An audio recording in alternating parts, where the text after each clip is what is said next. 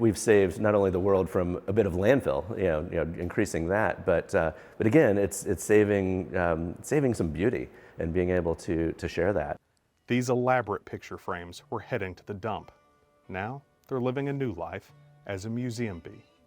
But perhaps the title is misleading. Sometimes it's a museum turtle, or hummingbird, or dragon. Forgotten and recycled things combine to become a piece of art. The lost and left behind melded into something waiting, wanting to hang on a wall.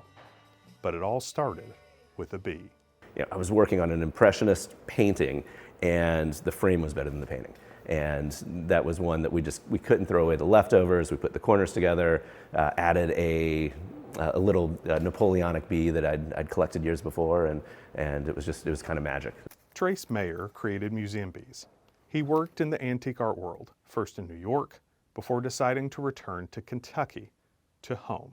There's many different picadillos, I guess, in the art world, antique world in general. One of mine is that of price and value. It just felt like over the last 30 years that things were priced way beyond people's ability to participate.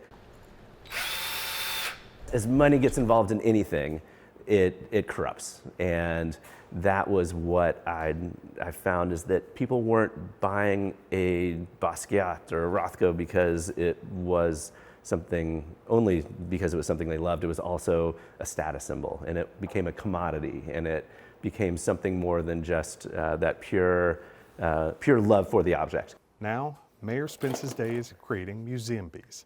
In fact, he creates more than 15,000 a year with his team. Yeah, so if at the beginning of the day you said, hey, make 4 trays of bees, I would have thought, there's no way I can do that. Each piece different from every other.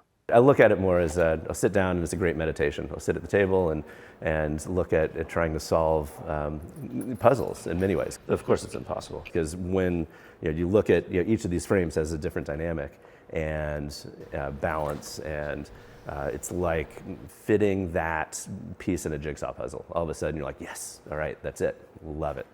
The process may seem random, trial and error with a little bit of unknown understanding.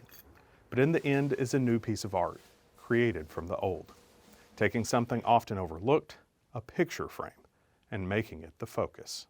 But these crazy overdone pieces just by themselves in a small bit of isolation are fantastic. It's like being able to enjoy the icing on a cake without having the entire cake made of icing. Each piece is signed by Mayer with the initials of that year's Kentucky Derby winner, a nod to his hometown in every piece. A connection between the recycled past and the recreated present. There's a creative endeavor when it comes to looking. It's not just, you have to learn how to look in certain ways. And with this, it was learning to appreciate the frame itself, not just what was inside it. I think we all do that in different ways in our world. And this was a great opportunity to do so. For Kentucky Edition, I'm Casey Parker Bell.